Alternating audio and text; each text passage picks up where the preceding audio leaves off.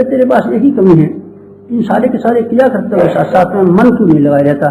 जब भी चीजों को चढ़ाया करे तो अपना मन लगा दिया कर, मन को लगा दिया कर। इसके लिए इन्हीं वस्तुओं के साथ साथ में जो शिक्षण दिया हुआ है, क्या शिक्षण दिया हुआ है? 5 चीजें जो पंचोपचार की हैं, जब इसमें से एक चीज चढ़ाया करे तो अपने विचारों को वस्तुओं के साथ साथ में उसी तरीके से लगा दिया कर जिसका शिक्षण के लिए उसका आधार बनाया गया है। क्या बनाया गया है? जल चढ़ाते हैं हम, सबसे पहले देवता का पूजन करते हैं जल चढ़ाने के लिए। जल चढ़ाते हैं, पाद्यम समर्पयामि, अर्घ्यम समर्पयामि, आचमनम समर्पयामि। 3 चमची से, 3 बाल्टी से कराता है कि 3 चमची से? महाराज जी मैं तो 3 बाल्टी से तो नहीं कराता, 3 चमची से कराता हूँ। तो बेटा ये बता, स्नानम समर्पयामि, तो भगवान जी को स्नान कराता है? महाराज जी तो कैसे कराता है? 1 चम्मच से कैसे नहालेगा? 1 चम्मच से तू नहाले या अपने बच्चे को नहा दे? तेरा बच्चा नहा ले तो हम जानेंगे कि भगवान को भी स्नान करा सकता है। महाराज जी तो फिर मैं तो ऐसे ही कर देता हूँ। और आचमनम समर्पयामि, अच्छा तू ये बता, तू कुल्ला करता है तो कितना पानी खर्च करता है? कुल्ले में तो महाराज जी 1 लोटा पानी करता हूँ, फिर मुँह भी धोता हूँ और साबुन से धोता हूँ, तो कितना पानी करता है? आचमन जब करता है, कुल्ला करता है, तब कितना पानी? महाराज जी कम से कम 1 लोटा 1 गिलास खर्च हो जाता है। और भगवान जी को 1 चम्मच से तो भेजा होगा, रोट भी नहीं भीला होगा। आचमन क्या कराता है? तो महाराज जी क्या करता हूँ, मेरे दिल्ली की बारी करता है, भगवान से मखौल करता है। आपने तो बताया था कि ऐसे जल चढ़ाना। अब बेटे मैंने जब बताया था तो एक और बात बताई थी, तेने वो याद नहीं रखी, क्रिया याद रख ली। तो क्या बताया था? मैंने ये बताया था कि जल चढ़ाते समय मनुष्य की वृत्ति रहनी चाहिए। क्या वृत्ति रहनी चाहिए? कि हम आपको समर्पण करेंगे, देवता से मांगना मत, आपको हम समर्पण करें, आपको हम देंगे। देवता इसलिए देवता हैं, उन्होंने भगवान को दिया है। और तुझे भी देवता की कृपा प्राप्त करने के लिए देने की वृत्ति सीखनी पड़ेगी। देने की वृत्ति जब तक तेरे अंदर नहीं आएगी, कोई देवता तेरे ऊपर कृपा नहीं कर सकता। देने की वृत्ति का अर्थ यह है कि हम जो जल चढ़ाते हैं उसके पीछे हम भगवान को यह आश्वासन दिलाते हैं कि हमारी पसीने की बूंदें, हमारी श्रम की बूंदें, हमारा मेहनत, हमारा वक्त और हमारा समय आपके कामों के लिए लगा करेगा। हम बार बार विचार करते रहते हैं जल चढ़ाते समय अपना श्रम अर्थात पसीने की बूंदें, अर्थात मेहनत माने पसीने की बूंदें। जल जो प्रतीक है कि बेटी हमारी मशक्कत का प्रतीक है, हमारी मेहनत का प्रतीक है, हमारी पसीने का प्रतीक है, अपने समय का एक हिस्सा भगवान का के लिए, समाज के लिए, देश के लिए, धर्म के लिए, संस्कृति के लिए, अर्थात भगवान के लिए। भगवान कोई व्यक्ति नहीं है, ध्यान रखें। भगवान के लिए हम देते हैं। कहाँ है क्या भगवान? नीचा मंदिर में बैठा हुआ है, मंदिर में तो खिलौना बैठा हुआ है। भगवान नहीं है। भगवान कहाँ है?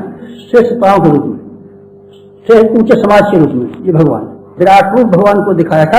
सारे का सारा समाज ये भगवान का रूप है। समाज की सेवा के लिए, लोकहित के लिए, लोक मंगल के लिए जो तू पसीना बहाता है, श्रमदान करता है, वास्तव में ये जल चढ़ाना उसका प्रतीक। अर्थात निराकार भगवान बेटे श्रेष्ठ विचारणाओं के रूप में, आदर्शों के रूप में, सिद्धांतों के रूप में भगवान है। व्यक्ति नहीं है, फिर याद रखना। व्यक्ति नहीं है, फिर याद रख। भगवान कोई व्यक्ति नहीं है, फिर याद रख। तो महाराज जी व्यक्ति हमने बना रखा है बेटे, वो तो ध्यान के लिए बना रखा है। हमको ध्यान करने के लिए किसी न किसी चीज पर अपना ध्यान एकाग्र करना पड़ता है। इसीलिए ध्यान को एकाग्र करने के लिए हम कोई न कोई शक्ल बना लेते हैं, और शक्ल ही नहीं बनाते, उससे रिश्तेदारी भी कायम कर लेते हैं। जबकि भगवान कोई किसी का रिश्तेदार नहीं है, बिजली किसी की रिश्तेदार नहीं है। महाराज जी भगवान रिश्तेदार, हाँ बेटे रिश्तेदार बनाने पड़ते हैं ताकि हमारा मनुष्य लगा रहे। ध्यान की एकाग्रता के लिए, मन की चंचलता को दूर करने के लिए, मन को भगवान की वृत्ति में लगाने के लिए हम कोई किसी रूप की कल्पना करते हैं। कल्पना करते हैं। कल्पना करने के पश्चात उसमें अपना मन लगाए रहते हैं। ये मन को एकाग्र करने का तरीका है।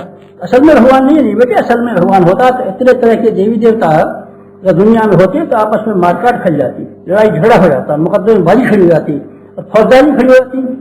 ये संतोष माता है, काली माता है। काली माता कहती अच्छा हमारा चेला ले गई झपट के संतोषी माता, अच्छा संतोषी माता के बाल उखाड़ूंगी। और संतोषी माता ने कल तक शुक्र के दिन खाता था वो चनागुल और खटाई मिठाई नहीं खाता था। अब नवरात्रि में चंडी की पूजा करने लगा, चंडी गाल फैला के बैठी है। तो हमारा चेला संतोषी माता का चेला चंडी के यहाँ चला गया, चंडी का चेला संतोषी माता। अब हमारे आपस में चंडी मरेगी और वो मरेंगे, औरतों में लड़ाई होगी और चेलों में लड़ाई होगी और सबके कचू में निकल पड़ेंगे। तो महाराज जी क्या चक्कर है? कुछ भी चक्कर नहीं। भगवान दुनिया में एक है। और जो अनेक तरह के देवी देवता ये बेटे कल्पना है। कल्पना न होते इतने तरह के कैसे हो जाते? तुम ये पूछता हूँ। भगवान दुनिया में एक है, हजारों भगवान होंगे तो मुश्किल आ जाएगी। एक भगवान है दुनिया में, तो तरह तरह की शक्ल मुसलमान ने अपना दाढ़ी वाला बना लिया है, हमने अपना मोर मुकुट वाला बना लिया है, अमुक नहीं अमुक तरह का बना, ये सब कल्पना है। कल्पना है तो असली भगवान क्या है बेटे? श्रेष्ठ विचारणा। श्रेष्ठ भगवान के पास जब कभी भी आता है भगवान तो श्रेष्ठ विचारों के रूप में आता है, आदर्शों के रूप में, उत्कृष्टता के रूप में आता है, चिंतन के रूप में आता है, शकल के रूप में नहीं आता। हमने रात को हनुमान देखा तो देखा तो अच्छी बात है बेटे, भगवान रोजाना से दिखाई पड़े। महाराज जी हमको तो कल लक्ष्मी जी दिखाई पड़ी तो भगवान कह रहे रोजाना लक्ष्मी दिखाई पड़े। लक्ष्मी जी तो दिखाई पड़ी थी, कुछ रुपया पैसा देंगे नहीं देंगे? महाराज जी लक्ष्मी जी दिखाई पड़ी है, कुछ देखने बात नहीं बेटे, औकात देख लिया है। तुझे दिखाई देने लक्ष्मी जी किराया भाड़ा खर्च के तेरे घर आई होती तो खाली हाथ में चली गई, कुछ दे के जाती, नहीं सब दिया तो नहीं, कुछ ऐसी शक्ल दिखा के भाग गई नहीं बेटे, तो तेरा जायज दिया। मैं विश्वास नहीं करता। श्रेष्ठता के प्रति, आदर्शों के प्रति इसको मैं भगवान मानता हूँ। उस भगवान का श्रेष्ठता का, आदर्शों का जिन्होंने पालन किया, जिन्होंने पालन किया वो भगवान के भक्त कहलाए और भगवान के अनुग्रह के अधिकार बनते चले। श्रेष्ठता श्री देव पूजन के समय जो हमारे विचार हैं वो होने चाहिए, हम अपना श्रम पसीना अच्छे उद्देश्यों के लिए, श्रेष्ठ कामों के लिए निरंतर खर्च क्या करेंगे। ये विचारों को घुमाता रहे, जितनी देर में तू जल चढ़ाया करे, आचमन चढ़ाया करे, पाद चढ़ाया करे, अपना श्रम पसीना लोकहित के लिए, अपना श्रम पसीना लोकहित के लिए, अपना श्रम पसीना लोकहित के लिए विचार करता रहे। और अक्षतम समर्पयामि, अक्षत को समर्पण कर। महाराज जी अक्षत से क्या फायदा है? अक्षत से बेटा ये फायदा है, गणेश जी बेचारे कोई खाना दे देता है, कोई नहीं देता, तो तेरे अक्षत जो अच्छा चावल चढ़ाता है, ऐसे ही 5-4 चावल फेंक देता हूँ मैं तो गणेश जी पे। तो 5-4 चावल गणेश जी के पास रखे देंगे बेचारों के यहाँ। कोई जमीन होगी तो तेरे 5-4 चावलों को बो देंगे तो उसमें फसल पैदा हो जाएगी, तो उसके चूहे खाने को आ जाएगा, कभी हो जाएगा। महाराज जी तो फिर क्या 5-6 चावलों से फिर क्या हो जाता है बेटे? कुछ भी नहीं हो जाता है। तो 5-6 चावल गणेश जी खा जाते हैं? नहीं बेटे, गणेश जी कहाँ खा जाते हैं, तेरे ऐसी जमीन में पड़े जाते हैं कि फेंक देते हैं। तो हम चावल क्यों चढ़ाते हैं? चावल हम इसलिए चढ़ाते हैं, अपने आप को शिक्षित करते हैं, अपने आप को शिक्षित करते हैं कि देख भुलक्कड़ सब बातें तुझे दुनिया भर की याद है, अपनी नौकरी का प्रमोशन तुझे याद है, और अपना बेटे को वकील बनाना तुझे भी याद है, पर ये याद नहीं है कि जिसे इतना करोड़ रुपए मूल्य का जो जीवन खरीद दिया है उसका भी कुछ कर्जा चुकाना है, उसकी भी कुछ ब्याज देनी है, उसका भी कुछ करना है क्या? इसलिए अपने अक्षत हम लेकर के, चावलों को लेकर के रोजाना चढ़ाते हैं और उन पर भगवान पर चढ़ाते हैं। ये कहते हैं अपनी कमाई का एक अंश आपको हम नियमित रूप से देंगे, आप हमारी जिंदगी में हिस्सेदार, आप हमारे शेयर होल्डर, आप शेयर होल्डर हैं। ये मनुष्य की दुकान लाला चुन्नूलाल मन्नूलाल एंड सन्स, ये हमारी जिंदगी की दुकान, इसमें मनुष्य अकेला ही शामिल नहीं है, इसमें भगवान का भी कुछ हिस्सा है, भगवान ने भी कुछ रकम लगाई है, भगवान का भी कुछ पूंजी लगी हुई है, भगवान की भी मशीनें इस फैक्ट्री में काम कर रही हैं, आपका ही नहीं है सब। हमारी अकल है, आपकी अकल है, पर बेटे सारी की सारी मशीन तो खिलाएगी, तुम्हें मालूम नहीं है क्या? जिससे तू देख रहा है, जिसकी अकल से रहा है, ये कंप्यूटर तेरे दिमाग में फिट किया हुआ है, किसी और का है, उसका भी कुछ शेयर है क्या? सारा मुनाफा तू हजम कर लेगा तो उसको भी देगा कुछ? जी उसको भी देना पड़ेगा। हाँ बेटे उसको भी देना पड़ेगा, उसका धन लगा हुआ है, उसकी फैक्ट्री में तू काम करता है, तू तो केवल काम करने वाला है, माल बता तो सारा उसी का है। इसलिए मित्रों, हम अक्षत जो चावल खाते हैं उसके पीछे हमारे मन में से वृत्ति और भावना का उदय होना चाहिए। हमारी कमाई का एक अंश ब्याज के रूप में, कर्जा चुकाने के रूप में, अपने शेयर होल्डर का, पार्टनर का हिस्सा और शेयर देने के हिस्से में हमको निरंतर देना पड़ेगा, निरंतर देंगे। भगवान को हम रिश्तेदार मानते हैं, चलिए रिश्तेदार तो क्या मानेंगे, भगवान क्या मान लेंगे? अगर आप बेटा भी मान लें तो बेटे फिर आपको नए तरीके से विचार करना पड़ेगा। क्या बेटे हैं आपके? हमारे बेटे साहब 4 हैं, 5वां बेटा एक भगवान को हम मान सकते हैं, नहीं भगवान तो हमारा गुरु है, नहीं बेटे गुरु मत माने तो अपना बेटा मान ले। बेटा मानने से फिर क्या करना पड़ेगा? 4 बेटों को खिलाता पिलाता है, हमारा जी 4 को तो खिलाता पिलाता हूँ, कपड़े बनाता है, पिलाता हूँ, 5वीं को भी बना। 5वां कौन सा है? भगवान। अच्छा, एक बेटे पर कितना खर्च आता है तेरा? महाराज जी किसी को पढ़ाई में 250 रुपये महीना खर्च करता हूँ, किसी में 250 खर्च करता हूँ, किसी में 500 खर्च करता हूँ, 40 रुपये खर्च करता हूँ, एक भगवान को भी दे। नहीं महाराज जी भगवान को तो मैं धूप बत्ती खिलाऊंगा, तो अपने बेटे को धूप बत्ती खिला, सब बेटे को जलेबी खिलाऊंगा, तो भगवान को जलेबी खिला। साहब भगवान को तो धूप बत्ती खिलाएगा और बेटे को जलेबी खिलाएगा, बदमाश कर। तो क्या करना पड़ेगा? हमको वास्तविकता के धरातल पर आना पड़ेगा, हमको यथार्थता पर आना पड़ेगा, वास्तविकता पे चलना पड़ेगा। ये मानना चलेगा अगर हमारा कोई रिश्तेदार है भगवान, तो भगवान ने हमारे जीवन में जितनी ज्यादा सुविधाएं और संपदाएं दी हैं उसके लिए हमको कुछ करना चाहिए। हमारा अक्षत, हमारे चावल, हमारा श्रम, हमारी कमाई और हमारा उपार्जन, इसमें पैसा भी शामिल है, अकल भी शामिल है, बुद्धि भी शामिल है, प्रभाव भी शामिल है, प्रतिभा भी शामिल है।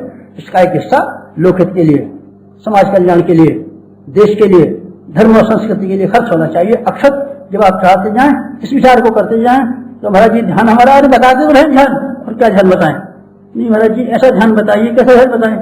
ऐसा ध्यान बताइए एक जगह एकाग्र हो जाए, कहीं मन भागे नहीं। बेटे ऐसा एकाग्र जैसा तू चाहता है, तेने मनोविज्ञान पढ़ा नहीं है, अभी साइकोलॉजी पढ़ी नहीं है, तेने मन की संरचना पढ़ी नहीं है, न्यूरोलॉजी पढ़ी नहीं है, तेने इसलिए तू पूछता रहता है। मन एक बिंदु पर खड़ा बैठा था, एक बिंदु पे बेटा हो ही नहीं सकता कभी। साकार उपासना जो हम बताते हैं, गायत्री माता की उपासना बताते हैं, गायत्री माता एक हाथ में कमंडल, एक हाथ में पुस्तक, एक हंस, एक मोर मुकुट। क्या चक्कर है महाराज जी? ये चक्कर है बेटे कि मन को सीमाबद्ध करने के लिए इतने बड़े दायरे में घुमाना पड़ेगा। कभी कमंडल देख, कभी हंस को देख, कभी इनके मुकुट को देख, कभी इनके होठों को देख, कभी साड़ी को देख, कभी इसको देख। इतने दायरे में जब मन भागेगा रुकेगा नहीं, एक बिंदु पर रुकता नहीं कभी। इतने दायरे में यहाँ वहाँ यहाँ वहाँ यहाँ वहाँ यहाँ वहाँ भागता रहेगा, चल एक सीमा में घूमता रहेगा। मन सीमा में घुमाया जाता है। एक मिनट अगर मनुष्य का मन एकाग्र हो जाएगा तो समाधि में चला जाएगा। एक मिनट अगर एक मनुष्य का एकाग्र, जिसे तू कहता है बार बार एकाग्र कर दीजिए, एकाग्र कर दीजिए, उसको समझता नहीं है मैं क्या कह रहा हूँ। एक मिनट अगर मनुष्य का मन एकाग्र हो जाए, एक बिंदु पर इकट्ठे हो जाए तो समाधि में चला जाएगा, बेहोश हो जाएगा। एक मिनट की एकाग्रता से। तो वो जो हम कहते हैं एकाग्रता, उसका मतलब होता है एक धारा, एक दिशा। सवेरे हम आपको ध्यान कराते हैं, एक धारा देते हैं, एक दिशा देते हैं। मन को एकाग्र होने का दावा नहीं करते हैं आपको, क्या एक दिशा देते हैं। वैज्ञानिकों को एक दिशा होती है, एक धारा होती है। मन कितना भागता है, कितना भागता है, कितना भागता है, बेटा भागता है बेटे वैज्ञानिक का, पर दिशा एक रहती है। ये सर्च करनी, इसमें से ये केमिकल इसमें मिल जाएगा तो ये हो सकता है, इसमें ये मिल जाएगा तो ये हो सकता है, ये नहीं। इसको ऐसे मिला देने से ये बात बनेगी, इस चीज को ऐसे बना देंगे तो ऐसे हो सकता है। सारे का सारा शतरंज इतनी बनी हुई है, पड़ोस में से चूहा गया ये मालूम नहीं उसको, अपने काम में एकाग्र हो गया, एकाग्र हो गया। तो महाराज जी अभी तो आप कह रहे थे कि वो हजारों तरह के विचार करता है। हाँ बेटे हजारों तरह के विचार करता है, लेकिन एकाग्र कहलाएगा क्योंकि उसकी दिशा धारा एक, दिशा एक होना, धारा एक होना, चित्त का बस इतनी ही एकाग्रता हो सकती है। तो आप जो विचार करते हैं वो असंभव विचार करते हैं, मन कहीं भाग नहीं पाते, एक विशेष दिशा में लगा रहा है, ये हो सकता है, ये हो सकता है। हम बेटे जब लेख लिखते हैं तो हम एकाग्र होते हैं। जो लोकमान्य तिलक जो थे, उनके पेट पांव का ऑपरेशन होने को शुरू हुआ तो डॉक्टरों ने कहा आपको बेहोश होना पड़ेगा। उस जमाने का क्लोरोफॉर्म बड़ा रफ था, घटिया था। उसमें यह था कि एक बार क्लोरोफॉर्म सुना दो, महीनों तक उल्टियां आती रहती थी, चक्कर आता रहता था, बहुत शिकायत होती थी। उन्होंने कहा फिर 1 महीने तो आपको दिक्कत रहेगी, आपको क्लोरोफॉर्म सुना करके आपका पैर का ऑपरेशन करेंगे। उन्होंने कहा फिर 1 महीने में तो मेरा बड़ा काम हर्ज होगा, आप ऐसे कर दीजिए कि इसको जो है मैं चिल्लाऊंगा नहीं, ऑपरेशन कर दीजिए। तो आप चिल्लाएंगे क्यों नहीं? लाइए मैं अपनी पुस्तक गीता को लेता हूँ, गीता में पढ़ना शुरू करता हूँ, इतना तब मैं अपने विचार में हो जाऊंगा, आप इतने समय में चीज के थक जाना। अच्छी बात है। गीता की पुस्तक लोकमान्य तिलक ने मंगाई और उन्होंने अपनी टांग लंबी कर दी, ध्यान में तन्मय हो गए, किताब पढ़ने लगे। स्थिति प्रज्ञ से क्या भाषा, समाधिस्थ से केशव कहते हैं स्थिति प्रज्ञ क्या भाषा, स्थिति प्रज्ञ समाज में चले गए। खट प्रश्न डॉक्टर ने चीज के ऑपरेशन काट के पाँव फेंक दिया और फिर उन्होंने कहा ऑपरेशन हुआ कि नहीं? अरे हो तो गया, ऑपरेशन कर दिया। जी क्या बात है बेटे। ध्यान का अर्थ ये है, ध्यान का अर्थ एक विषय पर, एक धारा पर, एक सब्जेक्ट पर आदमी इतनी गहराई से चिंतन करे कि बाकी बातों को सब भूल जाए, वो एक बात याद रह जाए। ध्यान का मतलब केवल ये है। जब लेख लिखते हैं तो हम इतने एकाग्र होते हैं कि हमें ये पता ही नहीं चलता कौन बैठा हुआ है, कौन चला गया, कौन आ गया, कौन क्या कर गया, कुछ पता नहीं चलता। अपने काम में लगे रहते हैं, बस कोई कुछ भी करता रहे। बस ये फिर क्या हो जाता है बेटे, ये हो जाता है उस समय जब हमारी एक दिशा होती है, इतने तरह के विचार आते हैं। एक लेख लिखते हैं, सगड़ा पता हमारे दिमाग में होकर के गूंज के निकल जाती हैं, इसका रेफरेंस, उसका रेफरेंस, उस विद्वान ने ये कहा, इस विद्वान ने कहा, लाइन लिखते चले जाते हैं, हाथ चलते चले जाते हैं और दिमाग की हमारी फिल्म इतनी तेजी से दौड़ती है कि सिनेमा वाली फिल्म तो एक कोने पर अच्छी लगी, हजारों बार हमारे मिनटों में सेकंडों में घूमती चली जाती है। इसको तो तेज होता है हमारे दिमाग की चाल। अगर आप उसको देख लें हमारे दिमाग की चाल को तो कहेंगे महाराज जी ये ऐसी चाल तो हमने कभी नहीं देखी। बेटे तूफान की चाल और हमारे दिमाग की चाल एक होती है जब एकाग्र होते हैं। एकाग्र में आप स्थिर नहीं होते, स्थिर अलग बात है, एकाग्र अलग बात। स्थिर से चिल्लाता है, मेरा तरीका समझता तो है नहीं, स्थिर कर दो, स्थिर कर दो, स्थिर कर दो, ये खा जा गोली। फिर तिरस्तर कर देंगे। जैसे सड़क में डूबा रहेगा, महादेव दिखते हैं तिरस्तर हो जाए। ऐसा कोई अवसर नहीं हुआ, कोई जरूरत नहीं तिरस्तर होने की। मीरा जो थी हमेशा ये कहती थी, घायल की गति घायल जाने जो कोई घायल हुई। हर वक्त वो बेचैन मालूम पड़ती थी। रामकृष्ण परमहंस उछलते रहते थे और चेतन महाप्रभु जब कीर्तन करते थे तो उछल के बेहोश हो जाते थे और ये करते थे, कीर्तन करते थे, एकाग्र हो जाते थे। तेरे एकाग्र कैसे हो जाएंगे? एक विषय पर, एक धारा पर आदमी का दिमाग लगा है तो ठीक। इसलिए एक तरह के विचारों पर बहुत देर तक आदमी का मन स्थिर नहीं रह सकता। इसलिए हम सवेरे भी आपको ध्यान कराते हैं, छोटे छोटे पीसों में कराते हैं, अलग अलग तरह की वैराइटीज में कराते हैं, ताकि आपको एक दिशा के ऊपर, एक क्रिया पद्धति के ऊपर ध्यान को लगाना सीखने का मौका मिले। आपको यही करना चाहिए, आपको यही करना चाहिए। उपासना का जब समय आए तब आपको अपनी उपासना के समय पर जो क्रिया करते हैं उसके पीछे जो शिक्षण दिए गए हैं, शिक्षण करने के साथ में अपने आप को मिलाइए।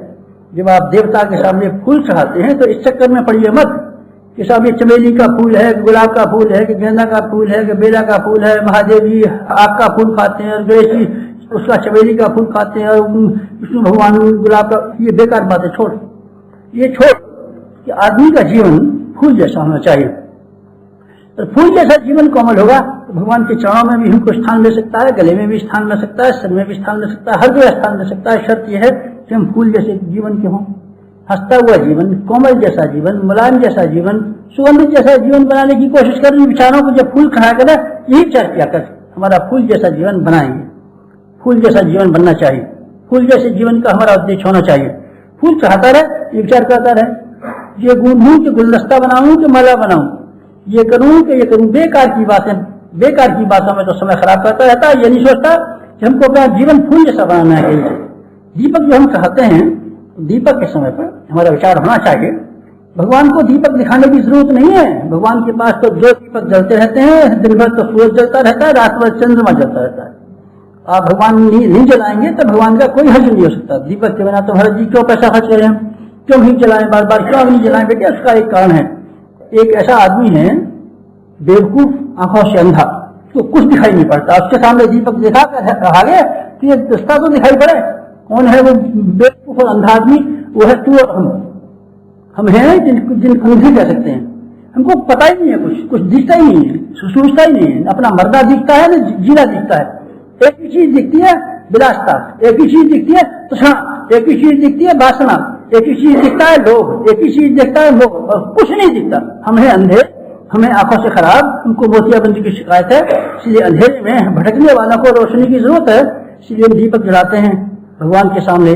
भगवान के सामने हाँ बेटे, भगवान के बहाने अपने आप के सामने दीपक जलाते हैं। हमारी जिंदगी का स्वरूप ऐसा होना चाहिए जैसे कि दीपक का है, रोशनी, रोशनी के जीवन। रोशनी कैसी? जैसी बिजली की बत्ती है। अरे तो महाराज जी बिजली की बत्ती तो मैं रोज जलाता रहता हूँ। बेटे उससे मतलब नहीं है। रोशनी से मतलब तमसो मा ज्योतिर्गमय, हमको अंधकार की ओर से लेकर प्रकाश की ओर लेके चलिए। इसका मतलब ये नहीं है कि टॉर्च आगे आगे जलाते चलिए और आप आगे हमको अंधेरे में से ले चलिए, ये मतलब नहीं है। चमक सी रोशनी से मतलब नहीं है। रोशनी से मतलब होता है ज्ञान। दीपक जो हम जलाते हैं उसका मतलब यह है कि हमारा मस्तिष्क ज्ञान से भरा हुआ हो, विचारणा से भरा हुआ हो, प्रज्ञा से भरा हुआ हो, रोशनी से भरा हुआ हो। और रोशनी से भरा हुआ होकर के हम क्या काम करें? हम बेटे जलने की बात सीखें, जलने की बात सीखें, तप की बात सीखें, दूसरों के फायदे के लिए कुर्बान होने की बात सीखें, समन्वय की बात सीखें, शरणागति की बात सीखें, विसर्जन की बात सीखें, विलय की बात सीखें। नहीं हम तो लेने की बात सीखेंगे। नहीं बेटे लेने की बात लेने वालों की कंपनी नहीं है, देने वालों की कंपनी है। तो कौन सी कंपनी में दाखिल हो गया? अरे महाराज जी मैं तो इनके भजन करने वालों की में आ गया। भजन करने वाले की में क्यों आ गया? महाराज जी मैं तो इसलिए आ गया कि भजन करने वालों को बड़ा नफा होता है। कि बेटे एक किसी ने गलत भगा दिया है, भजन करने वालों को नफा नहीं होता, और होता भी है तो उनको एक ऐसा लगा हुआ है साप, तो वो स्वयं नहीं खा सकते, खिला सकते हैं, खिला सकते हैं। बाजीगर से कई बार हमने पूछा तो भाई साहब एक बात बताओ, ये जो है आम जो आपने अभी इसमें से आम के पेड़ पर से आपने तोड़े और डिब्बे में से आपने मिठाई निकाली, मिठाई निकाल करके आपने सबको खाई, देखिए साहब झूठी मिठाई है कि सच्ची मिठाई है? सच्ची मिठाई है। आप तो रोजाना मिठाई बनाते होंगे और अपने बाल बच्चों को रोज खिलाते होंगे। नहीं साहब इसको हम नहीं खा सकते, कुछ और को खिला सकते हैं। क्यों आप भी खा लिया करो? हम नहीं खा सकते, और खिला सकते हैं। भगवान की दी हुई दया में कृपा में एक सांप लगा हुआ है, कभी आप खाने की कोशिश करेंगे तभी बस आपके प्राण गए। आप नहीं खा सकते, आप नहीं खा सकते, खिला सकते हैं। खिला सकते हैं, संत खा नहीं सकते। संत ने जब खाना शुरू कर दिया, संत तो उसी दिन खत्म हो गया। संत ने जिस दिन खाना शुरू किया, हमको दीजिए भगवान, हमको दीजिए, भगवान की कृपा बेटे हजम नहीं हो सकता। भगवान की कृपा पारे की तरीके से है। पारे को आप देख लीजिए और दिखा लीजिए, खाइए मत, भगवान की कृपा को खाना मत। संत खाते नहीं, संत खाते नहीं, ऋषि कभी खाते नहीं, तपस्वी कभी खाते नहीं। कृपा को खाना शुरू करेंगे, बस देने की ताकत खत्म हो जाए, खा लीजिए, फिर किसी को दे नहीं सकते, किसी की सहायता आप नहीं कर सकते। आप चाहें कि हम अध्यात्म से किसी का फायदा कर दें, फिर आप नहीं कर सकते। पैसा लेकर के अनुष्ठान करना शुरू कीजिए, ठीक है, आपकी जीविका चल जाएगी, उसका थोड़ा बहुत होता हुआ होगा, लेकिन फिर आपकी वाणी के अंदर जो शक्ति है कि आप किसी का भला कर दें, फिर नहीं हो सकते। अगर आपको हमारी यह वीडियो पसंद आई हो तो इसे लाइक करें, कमेंट और शेयर करें और हमारे YouTube चैनल ऋषि चिंतन को सब्सक्राइब भी कर लें। साथ ही बेल आइकन को भी दबाएं ताकि आपको आने वाले सभी वीडियोस की नोटिफिकेशंस मिलती रहे। धन्यवाद।